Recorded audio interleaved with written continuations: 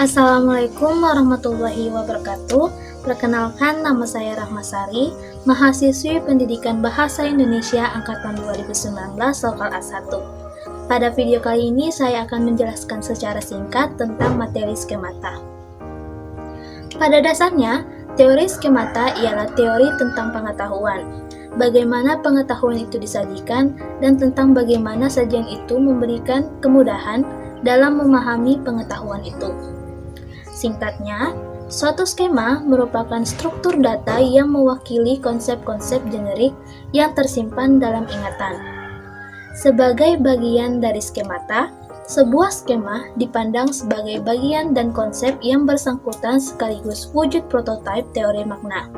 Maksudnya, sepanjang suatu skema mendasari suatu konsep yang disimpan dalam ingatan sesuai dengan makna itu, maka makna disimpan menurut situasi atau peristiwa yang sesuai dengan modelnya atau yang mewakilinya.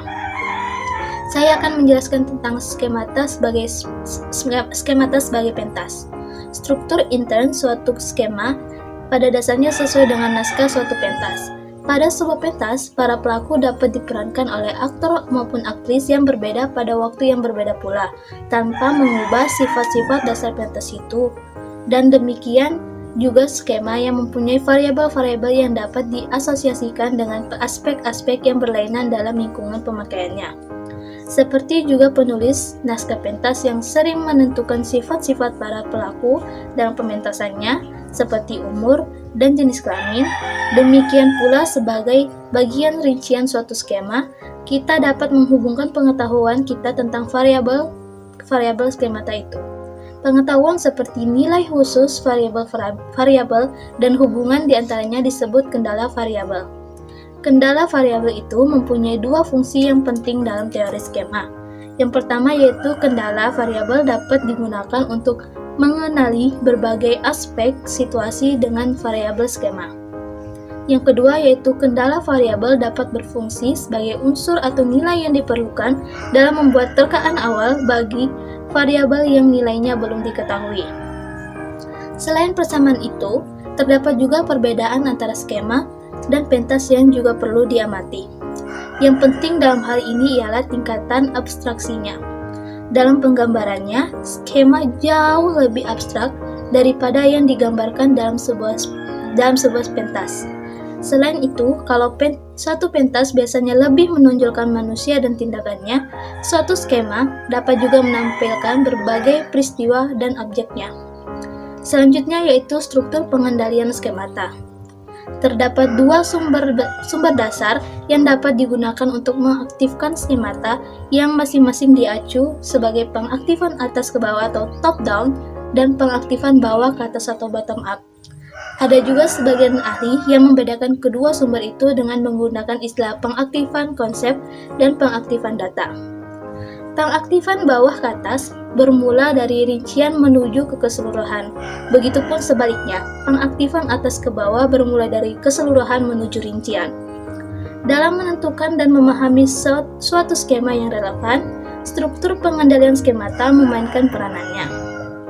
Kemungkinan pengamatan bawah ke atas yang mengacu ke suatu konsep menyebabkan perujukan ke hipotesis-hipotesis permulaan.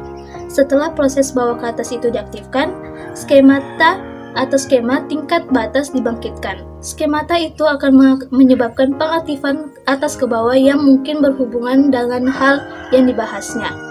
Hingga kini, konsep atau gagasan skema merupakan jalan yang paling memberi harapan dan sudut wacana yang bisa dimanfaatkan dalam studi bahasa, khususnya mengenai kemampuan dan pemahaman membaca. Hal ini dikarenakan dalam era informasi seperti sekarang ini, kita mesti mengembangkan bukan saja kebiasaan membaca, melainkan juga kemahiran dalam menangkap secara tepat apa yang kita baca. Selanjutnya yaitu skemata sebagai sarana pemahaman wacana. Seperti yang telah diuraikan, proses pemahaman wacana ialah proses menemukan konfigurasi skemata yang menawarkan uraian yang memadai tentang bacaan yang bersangkutan. Petunjuk dan cerita dapat mengakibatkan timbulnya kemungkinan penafsiran yang kemudian dinilai melalui kalimat berikutnya dalam cerita itu sampai ditemukan suatu penafsiran yang tepat. Terkadang, pembaca gagal memahami bacaan itu secara tepat. Kegagalan itu dapat dihubungkan dengan ketiga penyebab berikut. Yang pertama, pembaca mungkin tidak mempunyai skemata yang sesuai.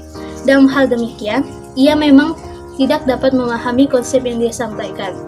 Yang kedua yaitu pembaca mungkin mempunyai skemata yang sesuai, tetapi petunjuk yang disajikan penulis mungkin tidak cukup memberi saran tentang skemata itu.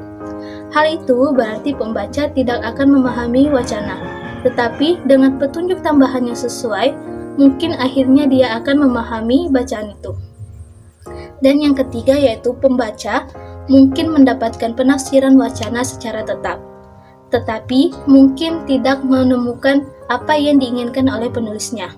Dalam hal demikian, pembaca akan memahami teks, tetapi pemahamannya itu tidak sama dengan maksud dari si penulis. Kesukaran atau kesulitan yang terdapat pada suatu bacaan bukan karena para pembaca tidak mempunyai skemata yang sesuai, melainkan disebabkan oleh kenyataan bahwa petunjuk-petunjuk dalam cerita tersebut seperti tidak pernah memberikan isyarat tentang skemata yang sesuai. Wacana, baik lisan ataupun tertulis, memerlukan kohesi dan koherensi. Kohesi diperlukan untuk menata pikiran dalam wujud kata dan kalimat yang tepat dan baik. Kesinambungan satu kalimat dengan kalimat lain, satu paragraf dengan yang lainnya, dan bahkan satu bab dengan bab lainnya perlu diperhatikan agar semuanya dapat meluncur dengan mulus. Demikian pikiran kita juga harus diatur dengan sebaik-baiknya, sehingga penyajian butir-butir pikiran itu dilakukan secara bersistem dan masuk akal.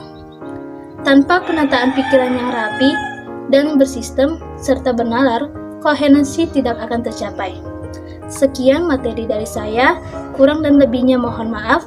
Wassalamualaikum warahmatullahi wabarakatuh.